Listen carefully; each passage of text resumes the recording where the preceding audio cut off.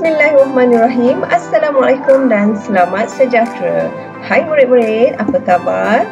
Bersua lagi bersama saya Cikgu Ayu dalam channel Ayu Mas untuk mata pelajaran Matematik tahun 2. Pembelajaran kali ini kita akan membuat sambungan tentang tajuk kenal objek. Sebelum ini kita telah mengenali ciri-ciri objek dengan baik. Dan untuk tajuk kali ini kita akan menyentuh tentang bagaimana membezakan ciri-ciri yang telah kita pelajari tentang objek dengan baik. Jika murid-murid telah bersedia, ayo jom kita mulakan. Namun, pastikan murid-murid memberi tumpuan sepenuhnya sepanjang pembelajaran ini. Okey, jom kita mulakan.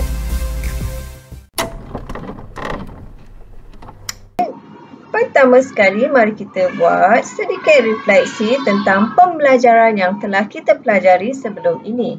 Kita telah mempelajari tentang ciri-ciri objek tertentu.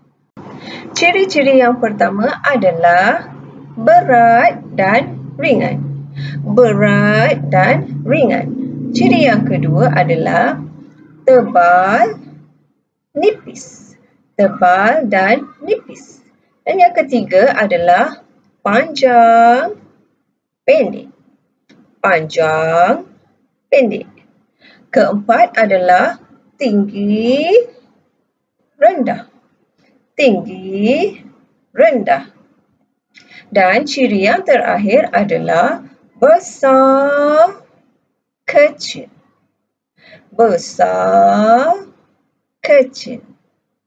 Untuk pembelajaran yang seterusnya, cikgu akan memberi contoh-contoh ataupun situasi dalam kehidupan seharian yang kita gunakan untuk membezakan ataupun membandingkan ciri-ciri yang telah kita pelajari. Untuk itu, jom kita tengok.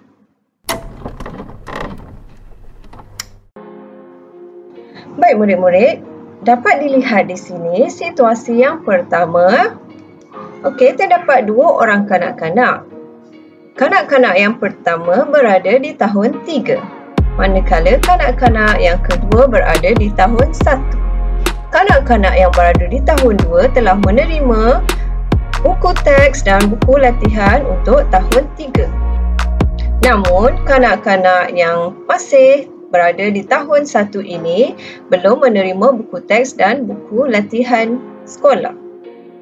Untuk itu, murid-murid ini sedang sibuk menyusun buku-buku mereka. Apa yang kita dapat lihat di sini, arahan yang telah diberikan kepada murid tersebut adalah susunkan buku mengikut tebal dan nipis buku. Okey, mari kita lihat bagaimana mereka menyusun buku-buku ini mengikut ciri-ciri tebal dan nipis. Okey, murid ini sedang sibuk meneliti dan melihat buku sama ada nipis ataupun tebal. Mungkin murid ini ataupun kanak-kanak ini sedang mencari buku-buku yang nipis terlebih dahulu. Okey, dapat dilihat di sini buku-buku telah pun berjaya disusun dengan baik. Murid-murid, jika diperhatikan dalam gambar ini, susunan buku memang telah disusun mengikut tebal, nipis buku. Tebal, nipis buku. Apa yang murid-murid boleh buat di rumah adalah murid-murid juga boleh melakukan aktiviti ini sebagai latihan pengukuhan untuk ciri-ciri tebal dan nipis.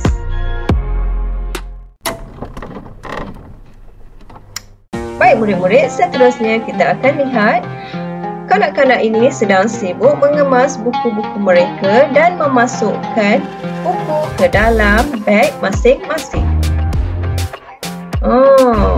Kita suka kan kalau kita dapat buku baru, cantik, kita jaga elok-elok.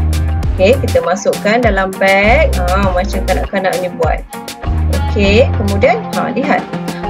Mereka mengangkat beg tersebut. Okey, perhatikan dalam gambar ini.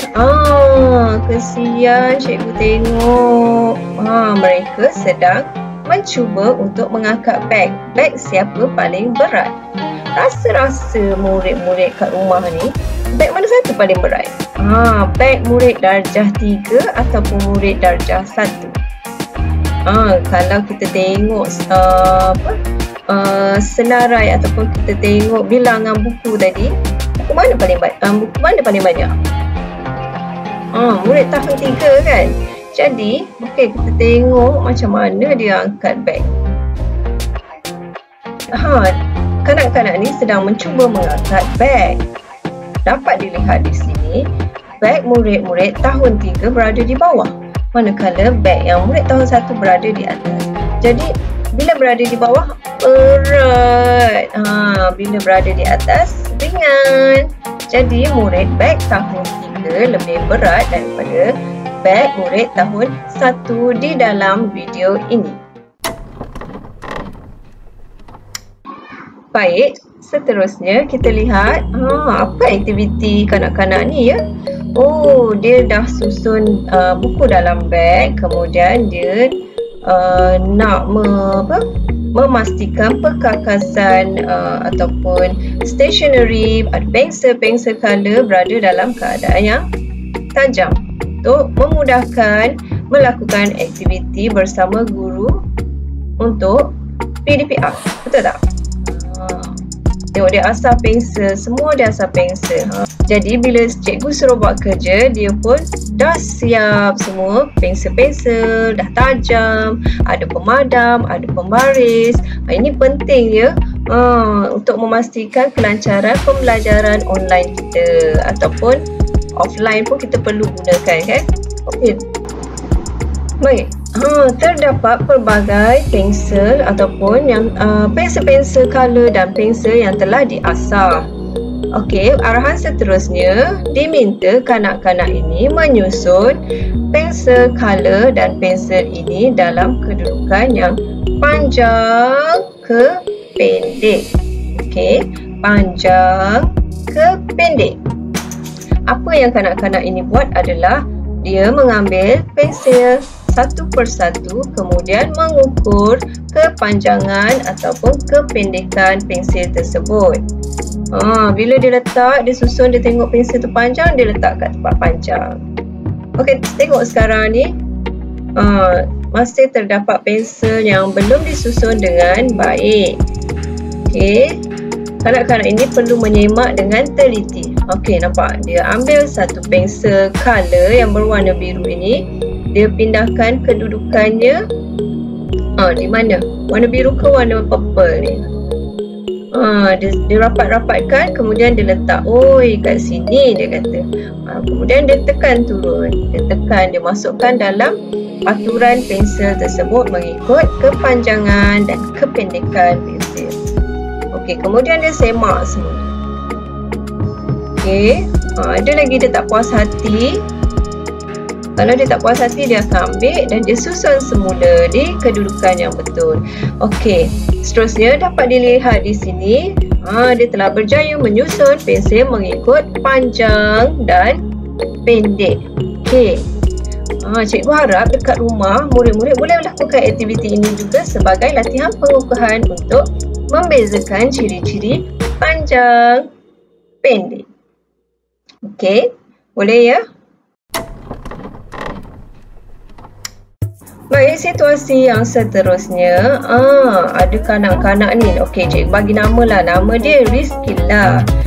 Dia ada seekor ikan laga, tak silap cikgu. Okey. Ada ikan laga. Dia tengok, dia rasa dia belum bagi lagi ikan ni makan. Jadi, dia nak bagi makan ikan ni. Apa dia buat? Baik. Makanan ikan berada di tempat yang tinggi. Dia tak boleh nak capai makanan ikan ni. Macam mana nak buat? Okey, tengok. Dia ada abang. Abang dia ni cikgu bagi nama Lutfilah. Lutfilah nak tolong ambil tapi tetap tinggi, tak sampai. Dia minta tolong siapa pula? Abang dia satu lagi yang darjah 3. Dia pergi, abang dia ni sampai. Dan dapatlah rezeki bagi ikan laga ini makanan. Okey tak? Saling tolong menolong. Pelihara ikan ni satu terapi. Bila kita tengok ikan tu berenang, jiwa kita akan merasa tenang. Okey. Bagus. Okey, sekarang ni hasil daripada pemerhatian tadi, kita dapat perhatikan manusia ni mempunyai ketinggian yang berbeza-beza. Ada yang rendah, ada yang tinggi. Tengok, kanak-kanak ini sedang menyusun kedudukan dari rendah ke tinggi. Kita tengok betul tak dia susun kedudukan dari rendah ke tinggi. Betul ke? Macam tak betul je. Okey, dia tukar kedudukan. Okey, baik. Sekarang ni dapat dilihat dalam gambar ataupun video ini, mereka telah menyusun kedudukan mengikut ketinggian masing-masing. Dari yang rendah, sederhana hingga yang tinggi. Okey, dapat tak murid-murid bezakan ciri-ciri tinggi, rendah? Okey, cuba tengok, perhatikan sekeliling kita, ada tak ayah, ibu, adik ataupun abang. Kita tengok kita ni lebih rendah ataupun lebih tinggi daripada adik kita, ataupun kita ni lebih rendah ataupun tinggi daripada ibu kita. Mana tahu kamu seorang yang berbaka tinggi, ikut ayah, ibu kita rendah pula, jadi ketinggian kita mungkin dah melebihi daripada ketinggian ibu kita. Itu tak mustahil. Okey. Untuk situasi yang seterusnya ataupun yang terakhir, ada aktiviti apa kanak-kanak ni? Ada apa dalam baldi ni? Ada pancing dan ada ikan. Mainan je. Ada itik, ada pancing. Okey, apa yang mereka nak lakukan agak-agaknya ya? Mungkin mereka nak memancing tapi di rumah. Sebab PKP kan, PKP tak boleh keluar rumah. Kalau kita macam inilah keadaannya, kalau mereka ingin memancing, ibu ataupun ayah boleh berikan mainan memancing. Memancing ni bagus tau, sebab dia melatih motor-motor halus kita, iaitu tangan untuk bergerak, pemerhatian, pengamatan kita. Okey. Ada itik, ada ikan. Tengok warna itik, warna kuning, ada yang besar, ada yang kecil. Okey. Seronok tak? Siapa suka memancing? Cikgu tak suka, tapi kalau sebab okey, boleh je kalau kita nak ada hobi memancing, sebab memancing ni dia memberikan kita nilai kesabaran yang tinggi. Sebab bukan mudah ya orang yang suka memancing ni nak tunggu sampai dia punya mata kail kena makan dengan ikan. Ambil masa. Bergantung kepada nasib ataupun kemahiran seseorang itu memancing mungkin. Cikgu tak pasti. Rizky ambil itik besar ya? Letak bawah, letak bawah. 7, 8, 9. Ada besar lagi? Tak ada dah. Okey, Rizky cuba kira how many yang besar? Yang besar ada berapa? Rizky. 6 itik besar. Yang kecil ada berapa? 1, 2, 3, 4, 5, 6, 7, 8. Betul ke kira balik? 1, 2, 3, 4, 5, 6, 7, 8. Ada berapa itik? Dan ni kecil 8. Yang besar? 1, 2, 3, 4, 5, 6. Besar ada berapa? 6. 6. Kecil ada berapa? 8. Okey, pandai. Tepuk tangan. Wait. Baik murid-murid, pembelajaran kita telah sampai di penghujungnya untuk bahagian kedua ini. Okey, sebelum itu mari kita buat sedikit refleksi. Adakah murid-murid yang cikgu sayangi di rumah telah boleh membezakan ciri-ciri objek di sekitar kita dengan baik? Jika murid-murid boleh menguasai pembelajaran kali ini, cikgu ucapkan tahniah. Namun, jika murid masih belum boleh membezakan ciri-ciri objek dengan baik, cikgu harap kamu akan sentiasa membuat latihan pengukuhan di rumah dengan bimbingan ibu bapa ataupun abang dan kakak. Untuk itu, sesi pembelajaran telah pun tamat. Terima kasih kerana sudi menonton pembelajaran ini sehingga penghujungnya. Semoga kita berjumpa lagi untuk sesi yang berikutnya. Terima kasih. Assalamualaikum. Bye.